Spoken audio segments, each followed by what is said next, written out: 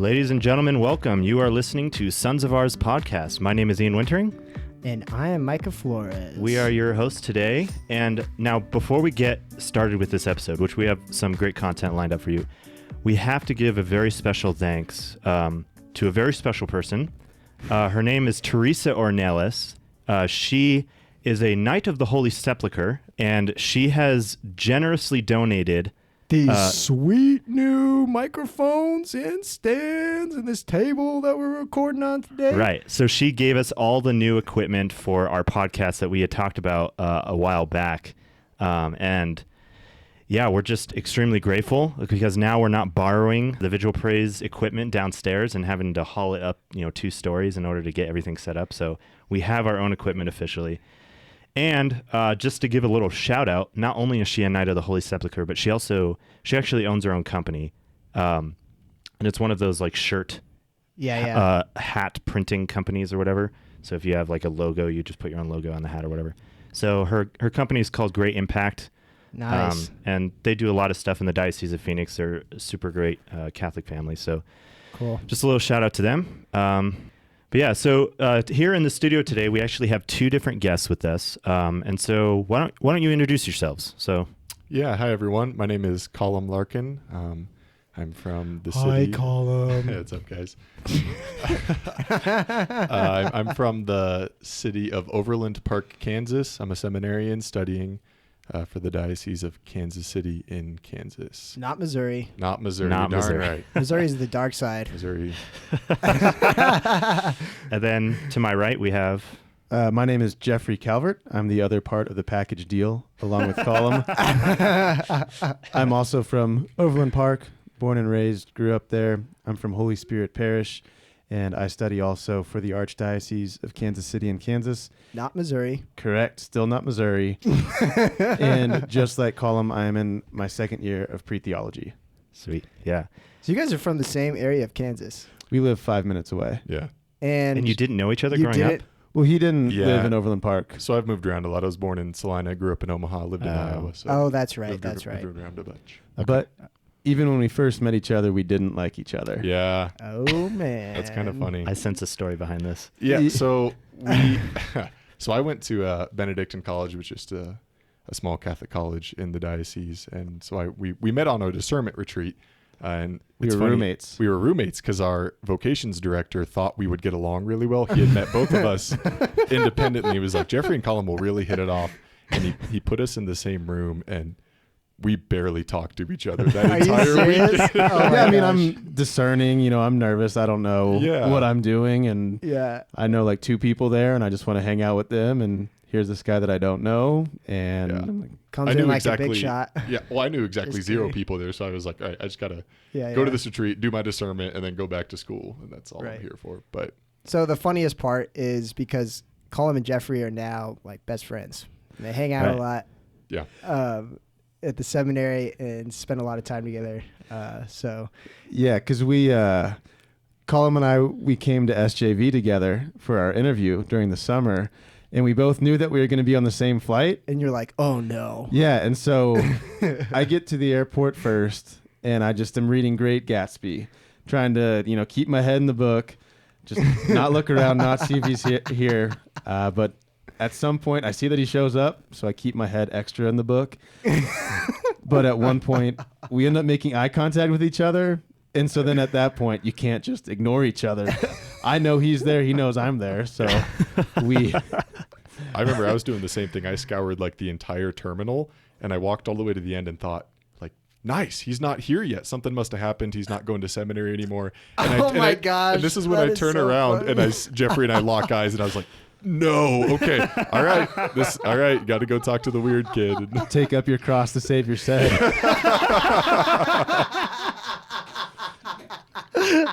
Oh, man. That's right, it worked out. We're good friends now. Yeah, by the end of the weekend, a good solid friendship, good solid foundation to the friendship had been laid. What was the moment when you guys were like, all right, I think I can actually handle this guy? Maybe once we actually talk to each other, I don't know. I remember having a conversation. Hit it off right after that.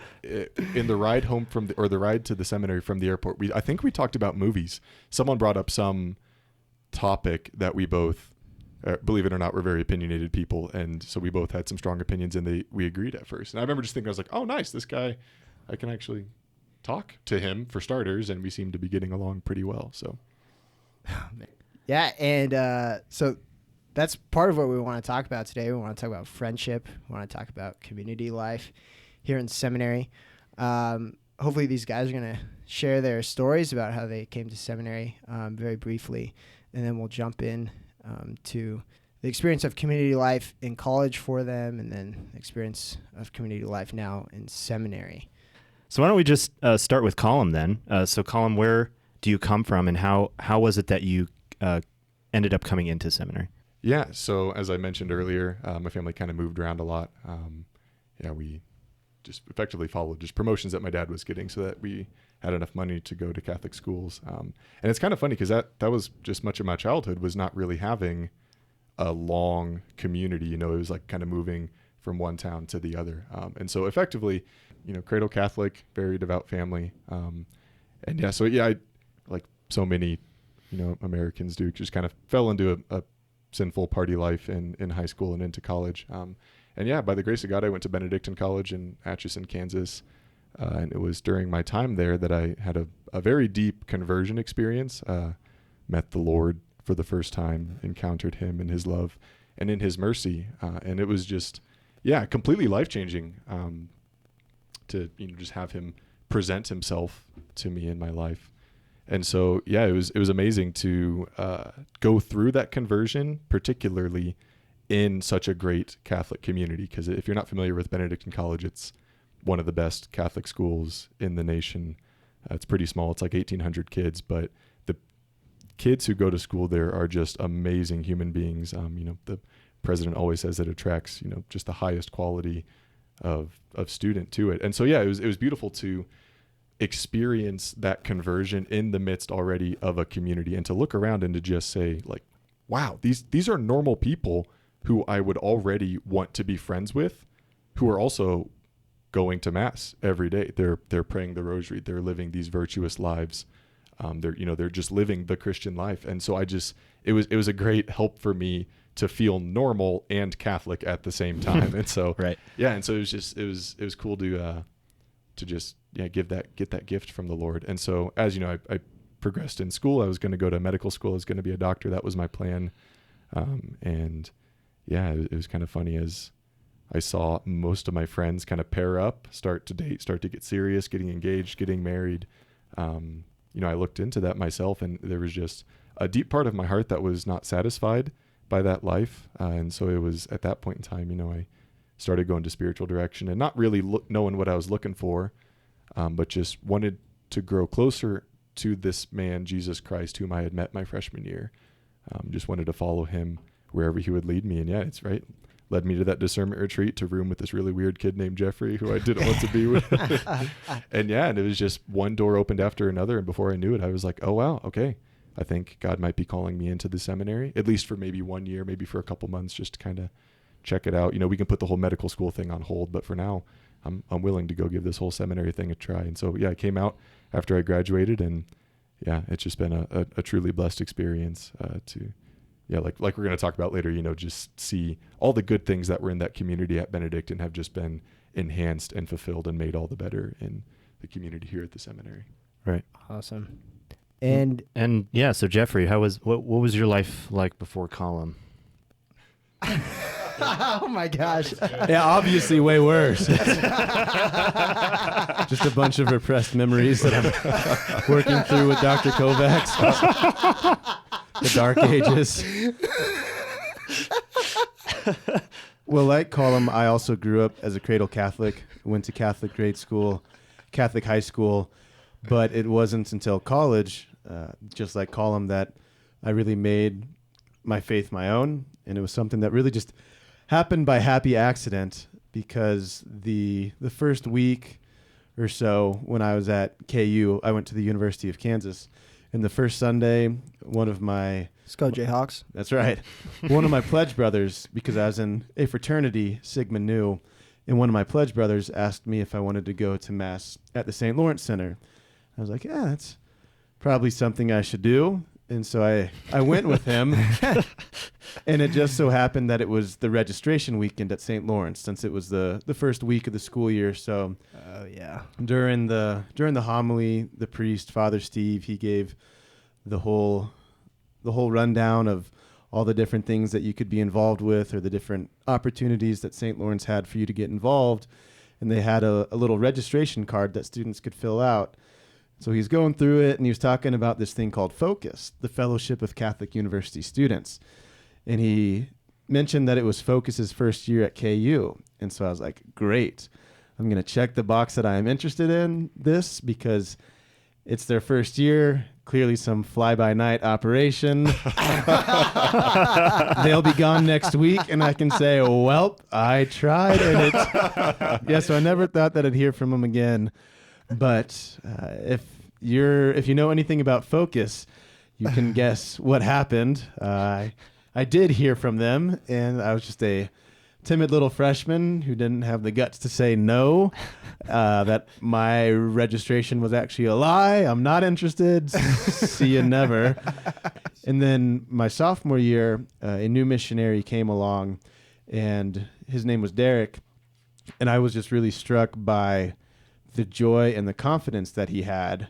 And being in the fraternity, I had a lot of friendships. I was around people a lot, but Right. there was something different about this Derek guy that I hadn't seen anywhere else. And so I figured that he was probably getting that from his faith, because that was the glaring thing that we didn't really have in common at that point. I was like, well, I really want what Derek has, so maybe it would behoove me to take the faith a bit more seriously. And so he asked me to go on the Focus SLS conference, the Student Leadership Summit. Oh, nice. Again, that's a hoot, because no way I was a leader in my faith at that point.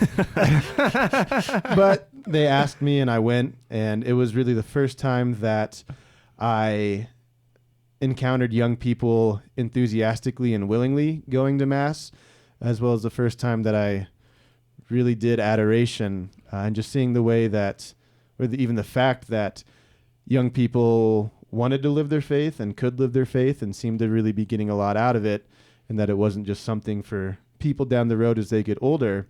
It really shifted my perspective or understanding of what was possible or reasonable, or even what was cool for somebody in college. Right. And so I would say it really gave me permission to live my faith. And I think being a beginner, a lot of it was living it for the friendships, or for the people who are around, rather than out of a pure, unadulterated, perfect love for Christ. But again, he takes the imperfect and works with it to make it much better. So then the last 2.5 years that I was in college, I really got a lot more involved with Focus, became much more of an actual student leader, led a Bible study in the fraternity, got just much more involved in the St. Lawrence Center. And then after I graduated from KU, I became a Focus missionary for 2 years and served at the University of Texas. And it was during that second year that I had that scarring experience of rooming with Colum. But Oh my gosh. persevered, and now I'm sitting across from him in this room recording this podcast. Yeah. Wow. Awesome. So you were in a fraternity for a little while. Yeah, all 4 years. For all 4 years. All 4 years Yeah. ago. Okay. What was that experience like, and how did it shift, like, as you were going on throughout college? Like, were you more involved once you started getting involved with Catholic Center, or did you take a step back, or what did you experience in the fraternity life versus what did you experience in your community at St. Lawrence Center? Once I became more involved with my faith, I definitely took a step back from my involvement in the fraternity. And looking back on that, I wish that I hadn't. I wish I'd done a better job of balancing both the friendships in the fraternity and the friendships in the Catholic Center. I think most likely, I saw with the friendships from the Catholic Center and from Focus, it was rooted on something much deeper. It was rooted on Christ. Of course. So it was easier for me to gravitate towards that. But I wish that I had done a better job of, really trying to bring what I was getting in the friendships from St. Lawrence into the friendships in the fraternity. I led the Bible study, but I had sort of a notion that, I lead the Bible study, I'm giving them what they need, that's good, that's great. But I didn't really have the understanding of, no, the Bible study is great, but you have the opportunity of taking the fruit and the joy and all the good from your friendships from the St. Lawrence Center and bringing them into the friendships in the fraternity. Were those guys you knew pretty well? The ones in my grade, I known them really well. Still good friends with most of them to this day. When I was in college and once I got involved with my faith, I easily saw the issues in the fraternity life. Right. But looking back on it, I see that there was definitely still a lot of good in it. What was that good that you saw in the fraternity life, you think? Well, I think the first one that comes to mind is just the fact that it gives you an immediate community. Because I think if I had just been living in the dorm, you're at KU, so it's 25,000 maybe. So it's just a big school. And yeah, you'll have your roommate in the dorm, but who knows what he's like, if he's cool, if he's weird, whatever. Right. It just can be a lot easier to retreat to your room and not really meet people. But the way that our fraternity was set up was, my fraternity, there was about 80 to 90 guys that would live in. So you're always around people. So you always have people to talk to, always have people to hang out with. And the visions of fraternities, I think, are good. They're founded for brotherhood, for fraternity. A lot of them were founded with ideals of Christian service. Every fraternity and sorority has some sort of philanthropy event that they do each year. Right. They usually have, some sort of motto or some sort of ideal. The motto of Sigma Nu is love, honor, truth. So those were, kind of the three foundational principles that the fraternity was built on. And obviously they're three very good ones. This is an interesting contrast for me because I didn't go to university. I went to community college, right, for film school or whatever for a couple of years. And there is no community ironically, in community college. Because community college... Not so community college. Community college, there's no dorms. It's just people in the local area that don't want to pay the full price to do a 4-year school and just want to get like, some sort of associates or finish their bachelor's or something like that. And there's no sense of pride in the sense of being on campus and being involved in the sports in that sense. But right. So it's kind of a little bit more of a poisonous environment in that sense. But most people are commuting too, I'm guessing. Sure. Yeah. Right. It would be that you would live in an apartment or at your parents' house and you would just go to class for that day and then you would come back home. Like that's because there's nothing to do on campus necessarily. Right. So. Yeah, that's funny, Ian, when you were saying about your experience in community college, because going to Benedictine, they've got 4 main pillars that they try to form the school around. And one of them is that it is a residential campus. And so that practically means that like 80 to 90% of the student body lives on campus in the dorms, which is just kind of cool because it's like, right. So I lived in dorms all 4 years and yeah, it's like, small school, everybody's on campus. There's nothing really else to do in town. And so pretty much a lot of people just stay on campus a lot of the time. And yeah, you have a really wonderful opportunity to just spend a lot of downtime, right? It's like if you don't have any homework to do, you just literally walk down the hall, walk across the hall, see what other guys are up to. There's always something going on. And it was, during those moments of downtime when nothing really special was planned, that you find that the friendships get really enriched and deepened. And yeah, so it's a beautiful model. Right. Spending time together is one of the biggest characteristic marks of friendship. Yeah. It's if you're not spending time with people, then it's going to be pretty hard to get to know them. Yeah, and sure. Stuff like that. In which, I read a book the first year in seminary called The Four Loves, and C.S. Lewis. By C.S. Lewis, yeah. And so he talks about the 4 loves. Effectively, it's parental love, brotherly love, romantic love, and then sacrificial love. And so in his section on fraternity, on friendship, he talks about just how friendship has to have some extrinsic good. There has to be, or I guess I'm just going to read a quote. He says, "The very condition of having friends is that we should want something else besides friends. Friendship must be about something, even if it were only an enthusiasm for dominoes or white mice. the typical expression of opening friendship would be something like, "What? You too? I thought I was the only one." And so it's just cool to look Right. back and just see how, like, right, the men who I chose to spend time with, we all had that experience to some extent of whatever, just hanging around the dorms doing something, and one turns to the other and just says like, "Whoa, you too?" Like, I thought, like, that's the experience of right, Jeffrey and I in the car ride from the airport. It's like, it was, even if it was something as simple as movies, Right. but it was like there was some good, some third thing that we were both able to focus on, that we could talk about, spend time doing together. Right, one of my good friends from college, Dan, is a avid fisherman, and so am I, and so we just, would spend hours fishing together during college, and it was, yeah, it's really important, to emphasize that you can't just go looking for friends, but rather you got to look for something else, and you'll find friends along the way. Yeah. And a lot of times I think what can happen is we can experience loneliness, which is a common human experience. Doesn't matter where we're at, what we're doing. We experience this in college. We experience this in seminary. People who are married experience loneliness. And oftentimes it's in our loneliness that we think of friendship most, and we desire it most. And it can be in times of loneliness where we try to grasp at friendship most. And we become fixated and focused on friendship itself, kind of like what you're talking about, that's what chokes out natural friendship from forming, for sure. and from us experiencing true community. Friendship like naturally draws you out of yourself. It's, right. Because that's the whole point, is that, and there's another great quote from this, The Four Loves by C.S. Lewis. He's comparing, the romantic love to friendship love. And he says, "Lovers are always talking to one another about their love.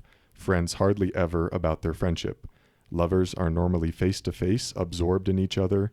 Friends side by side, absorbed in some common interest." And so it's that same thing. It's like, right, when you're with your friends, when you're experiencing genuine friendship, you're not thinking about yourself. You're thinking about the other and about the third thing that you're both absorbed into. And Right. What you were saying, Mike, it made me think about the episode of The Office. Oh, yeah. Because Michael Scott is just the microcosm of how not to go about getting friendship.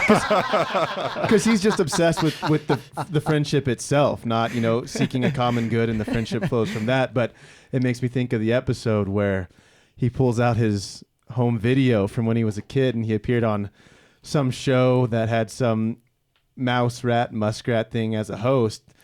And the creature thing asks Michael what he wants to be when he grows up. And he says, "I'm going to be a dad, and I'm going to have 100 kids, because then I'll have 100 friends, and no one can say no to being my friend."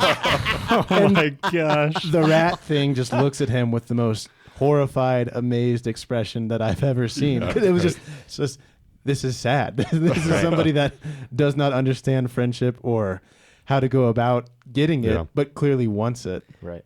Right, and I think that's the challenge. Is we all desire communion, because we're created by a God who is communion. Right. Yeah. I mean, the three persons in one God, the Trinity. And this is the interesting thing. You brought up C.S. Lewis, right? Mm-hmm. But there's also pre-Christian authors that understood this same concept as well. So the one author that I've done research on is Cicero, particularly, right? So Cicero has an actual treatise on friendship, and he mentions this as friendship particularly as something that is so essential to the life that without this sense of community, without brotherhood, you really can't obtain the good. Because Right. even if you were to obtain the good, you couldn't enjoy it. So there's a particular passage where he says, if you were to ascend to the heavens and you were to experience the fullness of the beauty of the universe and of all the celestial bodies, you would have little joy, because there would be no one to whom you could experience it with, and no one to whom you can share it with. And so this sense of humanity, we were created in the image and likeness of God, right? God is three persons in one God. Therefore, we, as an image and reflection of God as our maker, are meant for that sense of community and that sense of brotherhood, right? Yeah. Yeah, and the whole thing, when you die, God willing, you make it to heaven.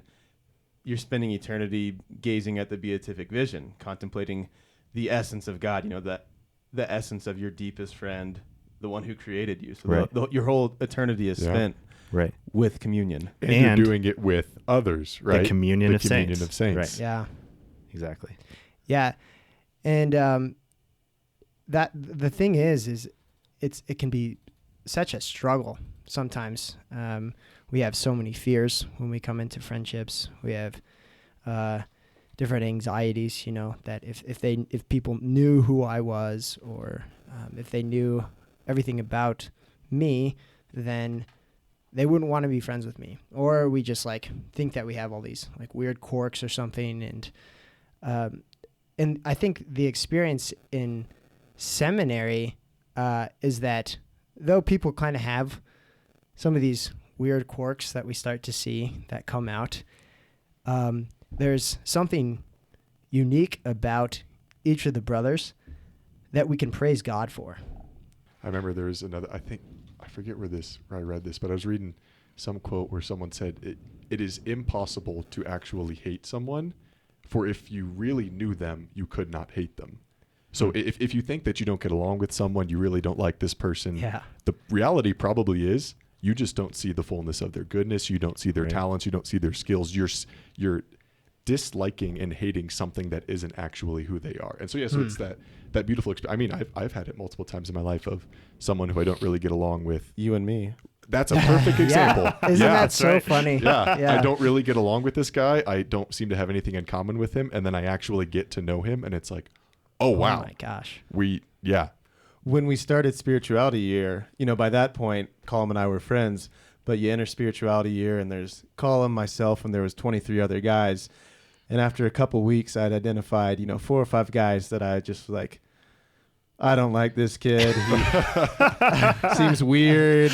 I don't know why he's here. I just don't really see much good in him. And by the end of the year, most of those guys were people that I really enjoyed spending time with. Some of the guys that I sought to spend the time with the most. One of them, he discerned out at the end of spirituality year, and I was just wrecked. I'm sure we don't need to go into details here, but I'm sure everyone who was in the chapel that day, we were all shocked. It was so sad. Yeah, I was more wrecked than anybody, because here's this guy that 9 months ago I just thought was weird and just goofy in the worst way possible, and now this is a guy that I truly love as a brother, and very sad to see him leave.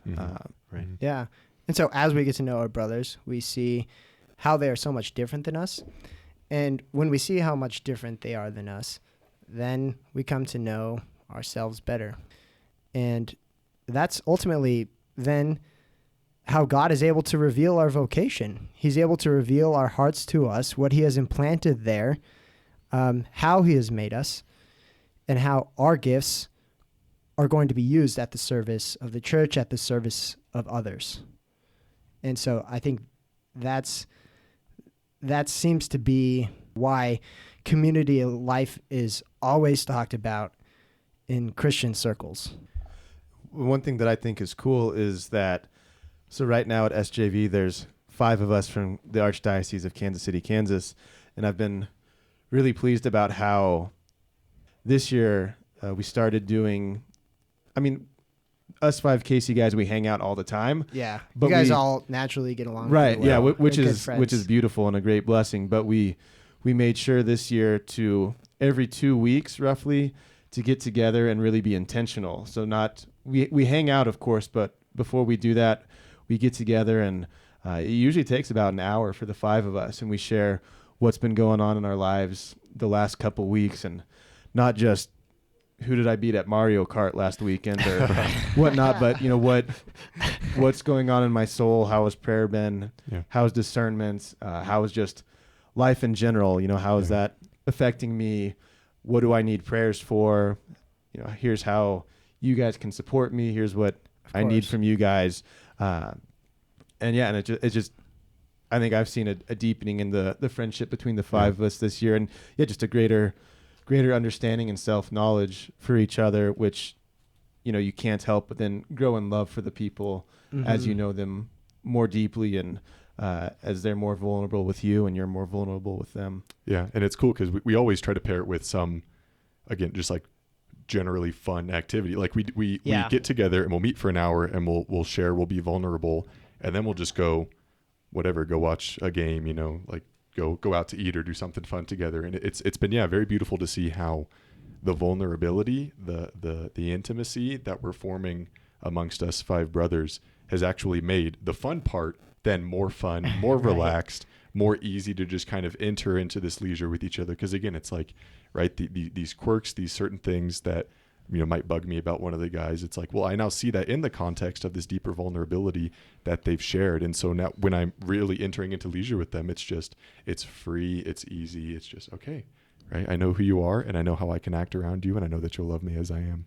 Right. And I believe that this is from C.S. Lewis's Four Loves as well.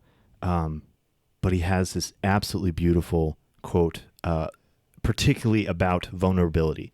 And I want to read this to you. From what I understand, this little poem is actually used a lot by, the typical teenage girl on her Facebook post because they misunderstand the context of this quote. And so I want you to listen to this very carefully.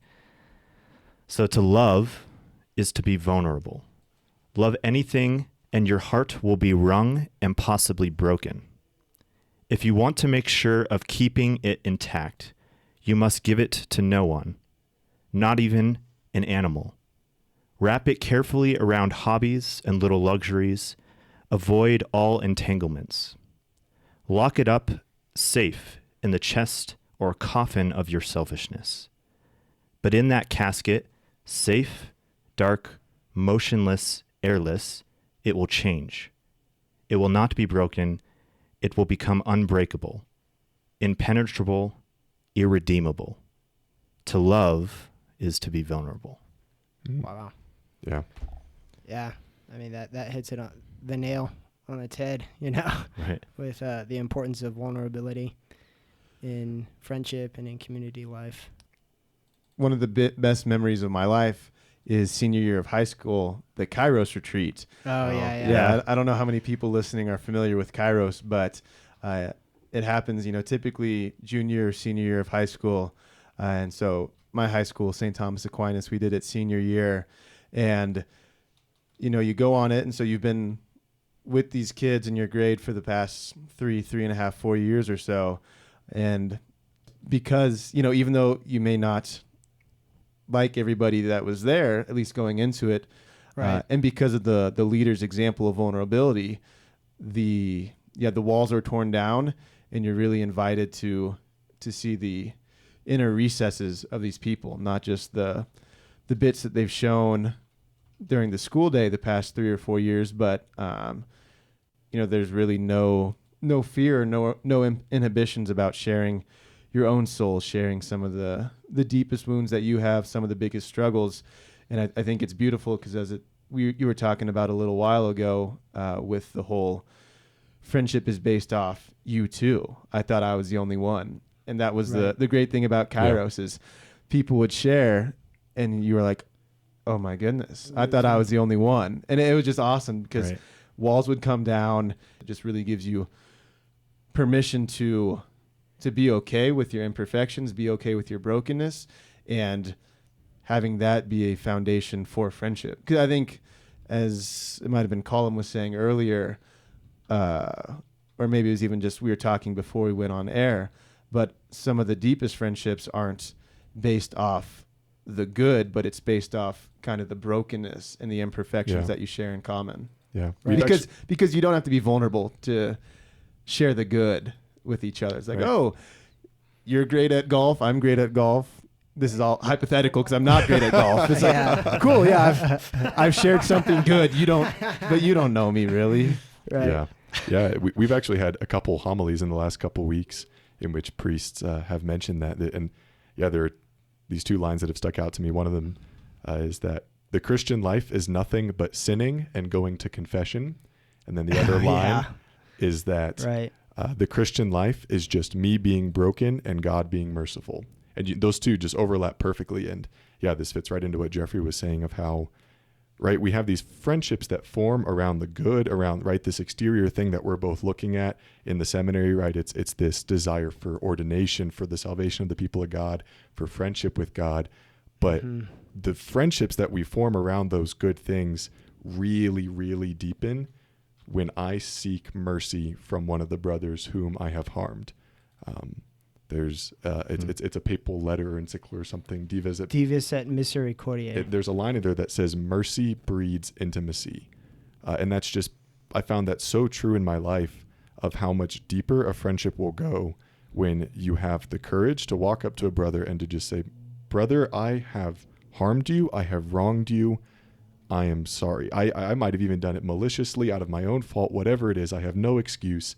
I am sorry. And to have the brother receive that and to say, I know you have harmed me, but I still love you and I still want to enter into this friendship with you. It's just like, man, that's a whole new level of friendship. And that's ultimately the mirror of what we experience with God, right? That's how we grow in intimacy with God, is the little child comes to his father, Father, I've harmed you. Bless me, Father, for I have sinned. Please forgive me. And the Father always invites us into a deeper friendship. Right. Because what do we do normally when we experience hurting someone? Usually we stop talking to them. Run away. Every time we see them, we might get scared or we might become ashamed in some way. We might have anger in our heart because of what we think that, or we might have anger in our heart because we're like trying to blame them in some way for something that happened. But when the mercy is experienced, it's so freeing. Yeah. It's Adam and Eve in the garden, I right? was just about to say that. I was too. It's an excellent point if I do say so myself. Yeah. So you sin, and then they hid themselves from the Lord, and they even physically hide from themselves each other. Yeah, they hide themselves from each other. They put on these fig leaves and make these garments for themselves, and they're no longer vulnerable with each other. It's Peter in the boat. Depart from me, Lord, for I am a sinful man. You don't want to be near me. You're not going to accept me. You're not going to choose me.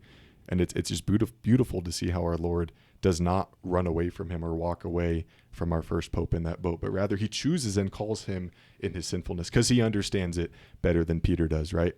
God understood the first sin of Adam and Eve way better than they did themselves. Yeah.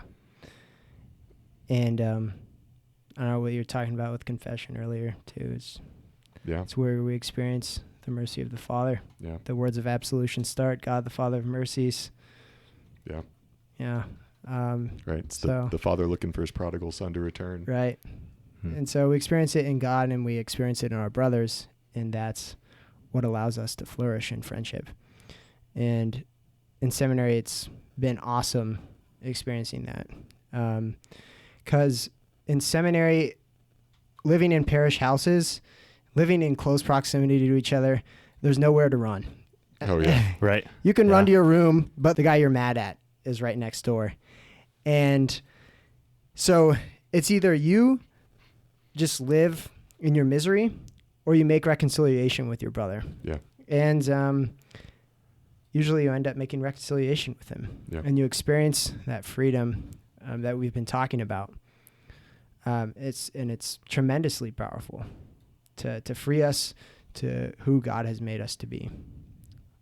So we've talked a lot about friendship and community life thus far, and to share all the graces that God has bestowed on us through friendship in seminary, before seminary. So hope you enjoyed it. And do we have a couple of shout outs for? Yeah, I mean, obviously, Father Brady, our producer, he's been helping us out a lot lately.